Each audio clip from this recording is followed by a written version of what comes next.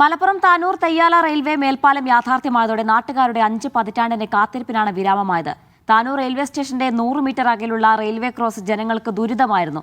സംസ്ഥാന സർക്കാരിന്റെ level cross ഇല്ലാത്ത കേരളം എന്ന പദ്ധതിയുടെ 33 കോടി രൂപ ചെലവഴിച്ചാണ് കിഫ്ബിയുടെ നേതൃത്വത്തിൽ മേൽപ്പാലം യാഥാർത്ഥ്യമായത്.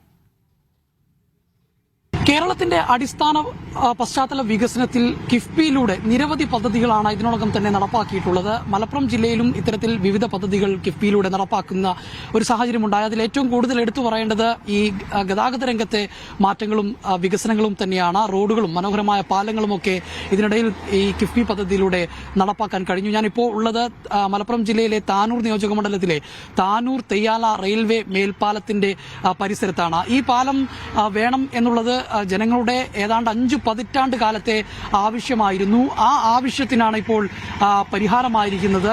33 കോടി രൂപ ചിലവിലാണ് ഇപ്പോൾ ഈ പാലം നിർമ്മിച്ചിരിക്കുന്നത് എന്നുള്ളതാണ്. നമുക്കറിയാവുന്നതുപോലെ താനൂരിന്റെ നഗരത്തെയും അതോടൊപ്പം തന്നെ കിഴക്കൻ മേഖലകളെയും ബന്ധിപ്പിക്കുന്ന ഒരു പ്രധാന റോഡായിരുന്നു ഈ റോഡ്. നേരത്തെ ഇവിടെ ഈ റെയിൽവേ സ്റ്റേഷൻ ഏതാണ്ട് 100 മീറ്റർ ഇപ്പുറം ഒരു റെയിൽവേ ക്രോസ് ഉണ്ടായിരുന്നു, ലെവൽ ക്രോസ്.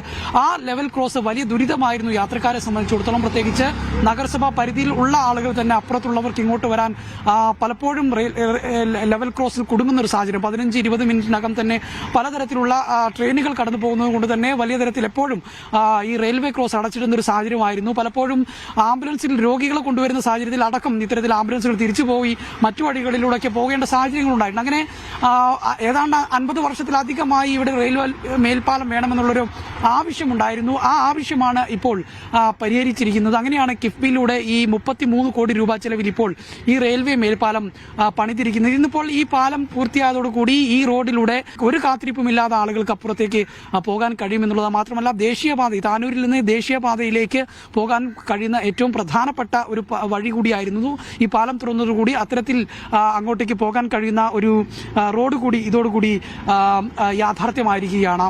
2021 ഇതിന്റെ കരാർ പ്രവർത്തനങ്ങൾ ആരംഭിച്ചത്. 2005 ഈ റോഡ്, അതായത് താനൂർ തെയ്യാല മേൽപ്പാലം പൂർത്തിയായത്. ഇത് 11 തൂണുകളും 10 സ്പാനറുകളുമാണ് ഇതിനുള്ളത്.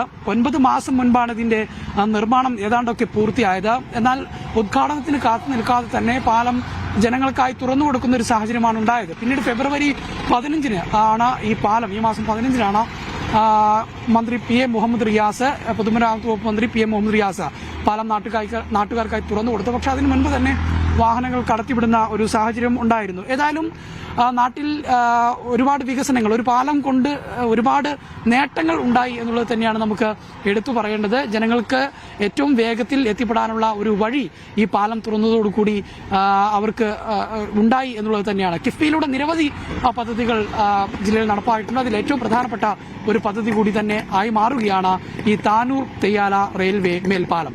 താനൂരിൽ നിന്ന് അനുരൂപ് ചീക്കോടിനൊപ്പം ജംഷീർ കൊടിഞ്ഞി, മീഡിയ 1.